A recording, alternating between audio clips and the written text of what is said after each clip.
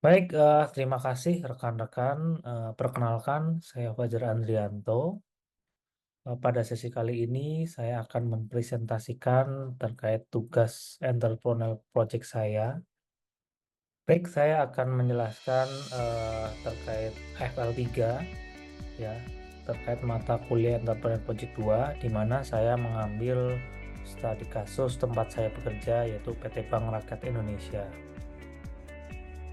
Jadi, PT Bank Rakyat Indonesia didirikan pada tahun 1895, di mana dari tahun ke tahun gitu ya, BRI yang mulanya adalah sebuah badan pengelola dana masjid ya, terletak di Kota Purwokerto, hingga pada saat ini di 2023 ya, itu berstatus sebagai salah satu bank terbesar di Indonesia, di mana BRI menjadi salah satu perusahaan dengan aset terbesar, kemudian dari sisi profitabilitas juga terbesar, dan terkait jumlah nasabah yang terbesar di Indonesia.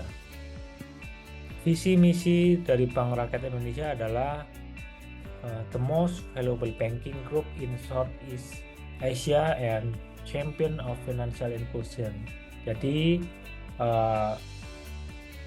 menjadi bank yang mempunyai value ya di regional Asia Tenggara dan menjadi champion dalam inklusi keuangan. Misinya adalah memberikan yang terbaik, di mana dengan melakukan kegiatan perbankan yang terbaik ya, dengan mengutamakan pelayanan kepada nasabah. Kemudian menjadikan pelayanan yang prima, di mana BRI berkomitmen untuk memberikan pelayanan dengan fokus kepada nasabah. Kemudian bekerja dengan optimal dan baik, dengan memberikan keuntungan manfaat yang optimal kepada pihak-pihak yang berkepentingan.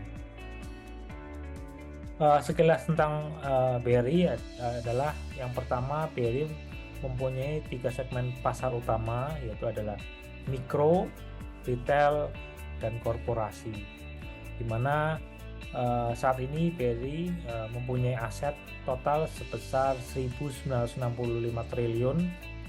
Kemudian produk dan jasa utamanya adalah produk simpanan, produk pinjaman, dan jasa perbankan. Bank BRI mempunyai beberapa perusahaan anak dan perusahaan asosiasi, di mana perusahaan anak ini terdiri dari ada PT Bank Raya Indonesia, kemudian ada BRI Life, BRI Finance, BRI DS, BRI Venture, Insuran, PT Pegadaian, Pemodelan Nasional Madani, dan BRI Manajemen Investasi. Kemudian perusahaan asosiasinya terdiri dari PT Bahana Arta Ventura, ada Kustodian Sentra Efek Indonesia, Pemeringkat Efek Indonesia, dan PT Bank Syariah Indonesia. Sebelum saya melanjutkan presentasi saya, mari kita lihat video berikut ini. Aku mau beli kapal yang besar, ajak ayah dan ibu lihat Indonesia. Kami mengerti, negeri ini dibangun oleh banyak mimpi yang tak bisa dibatasi oleh luasnya laut sekalipun.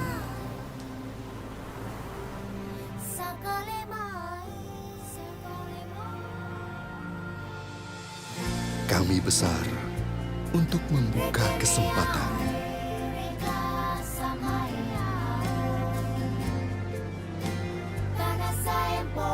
dan membantu mereka yang sedang berjuang.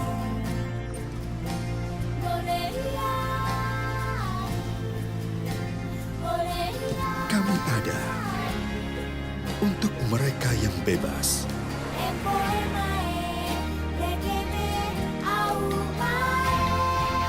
dan mereka yang tidak pernah berhenti.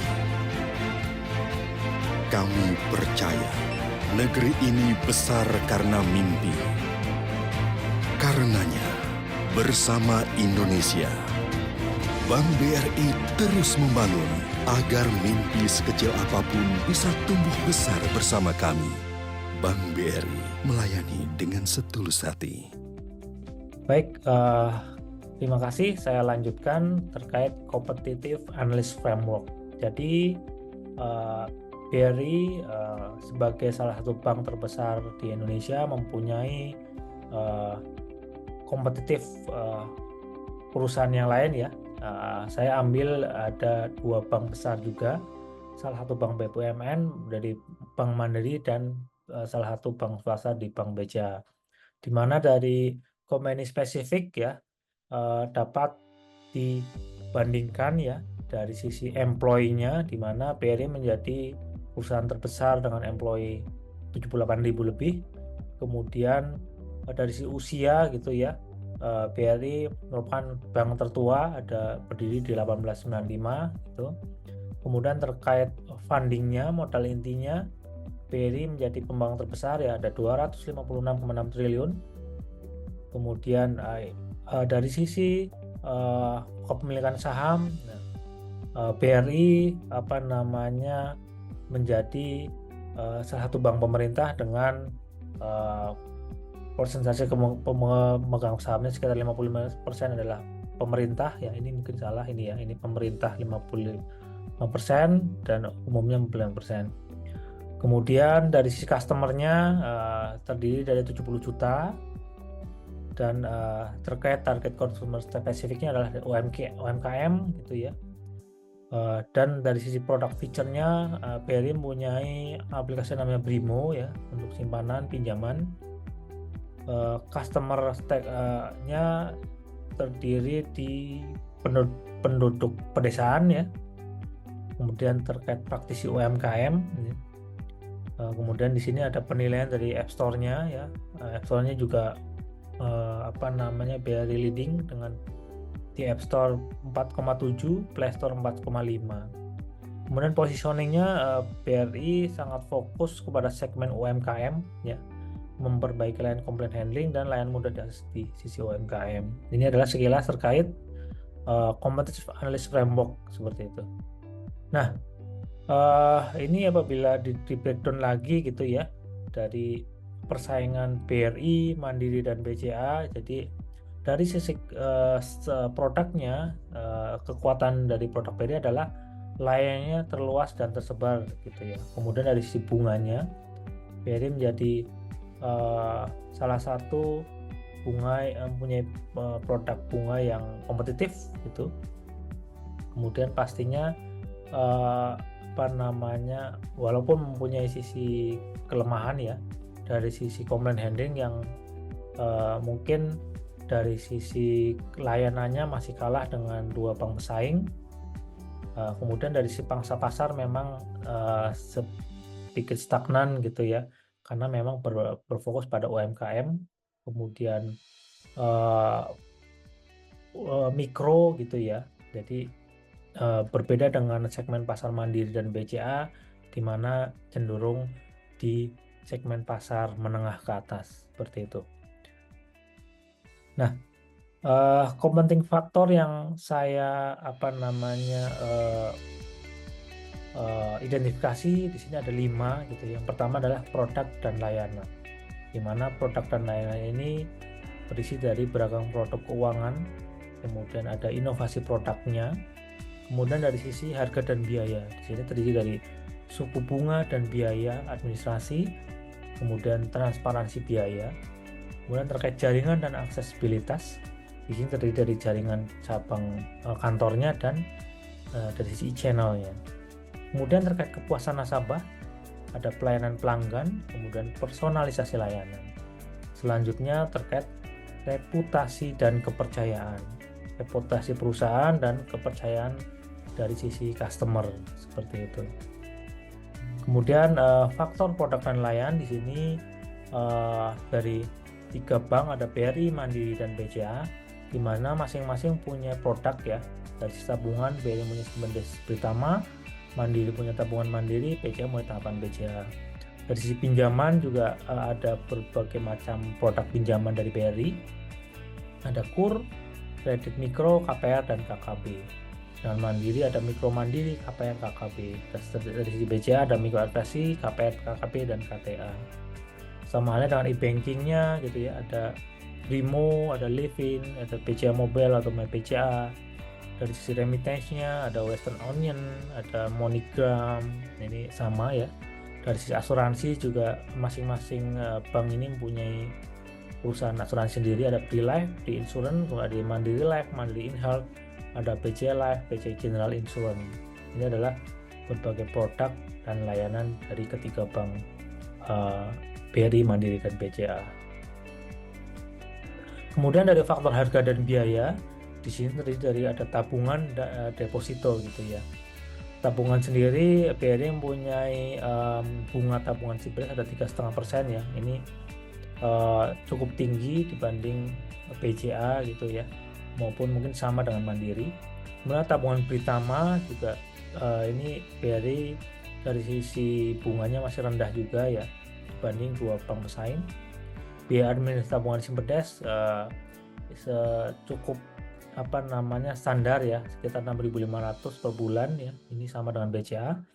Biaya admin tabungan Britama ini sekitar 11.000 sampai 12.000. Kemudian dari sisi deposito ya, bunganya cukup kompetitif ya, dari 3% sampai 5%. Ini salah satu bunga deposito terbesar dibanding dua bank pesaing Mandiri dan BCA. Ini dari sisi kredit ya. Dari sisi kredit juga bunga yang diberikan ke BRI dari BRI adalah itu kecil ya, sekitar 6% ya. Ada 5,75%, 5,9%. Ini cukup kompetitif. Kemudian biaya administrasi kreditnya juga cukup kompetitif ya, dari 100.000 sampai 200.000. Kemudian biaya lainnya ya, ada biaya transfer antar bank 6.500, ini sama. Kemudian dari biaya penarikan tunai juga sama gitu ya. Dan biaya terkait pembayaran tagihan juga kompetitif juga gitu ya, sama dengan dua bank pesaing BRI, Mandiri maupun BCA. Kemudian terkait faktor jaringan dan aksesibilitas. Di sini terkait jumlah dari kantor cabang, BRI menjadi bank dengan jumlah kantor terbesar ya, lebih dari 5.400 kantor cabang dibanding dengan dua bank pesaing. Ada jaringan ATM terdiri dari 17.000 lebih, jaringan edisi ada 8 juta lebih, kemudian mobile bankingnya ada Brimo, Living, dan BCA Mobile atau MyBCA. Kemudian ada layanan call centernya juga. Terkait akses bila di daerah terpencil, BRI mempunyai jangkauan luas ya, terutama di pedesaan. Fitur layanan digital juga cukup kompetitif ya. Ketiga bank ini mempunyai fitur layanan digital yang hampir seimbang seperti itu. Terkait faktor kepuasan nasabah, di sini berdasarkan beberapa indikator gitu ya, BRI, Mandiri, dan BCA cukup bersaing gitu. Di posisi ada 88% ya, di atas 70% lah gitu, terkait tingkat kepuasan nasabah, di mana memang cukup bersaing dari BRI, Mandiri, BCA seperti itu. Kemudian dari reputasi dan kepercayaan, di mana BRI mempunyai rating agensi dari Standard Poor's S&P gitu ya, itu cukup tinggi, ada BBB- gitu ya, terkait issuer credit rating. Kemudian Fitch rating juga cukup tinggi. Kemudian BRI mendapatkan berbagai macam penghargaan ya dari 2023 yang sudah dilalui, baik itu internasional maupun di nasional gitu, terkait reputasi dan kepercayaan. Kemudian dari marketing mix-nya gitu, dilihat dari sisi produk, sudah saya jelaskan tadi di depan. Kemudian dari sisi promotion, dari sisi place dan price, ini cukup bersaing gitu ya, dari sisi perusahaan Bank BRI terhadap bank pesaing baik itu Mandiri maupun BCA. Kemudian dari strategi kanvasnya itu dibandingkan dengan dua bank pesaing, dari kriteria funding, lending, investor, acquisition, customer, product, target consumer maupun feature, pricing, service, posisi BRI cukup kompetitif yaitu ya. Ada beberapa poin yang memang unggul gitu ya, tapi memang ada beberapa yang imbang maupun ada beberapa yang masih di bawah dua bank pesaing. Hal ini akan menjadi satu tantangan sendiri bagi BRI untuk meningkatkan kemampuan bersaing terhadap dua bank peersnya ya, baik itu Mandiri maupun BCA. Nah, terkait ARC Grid gitu,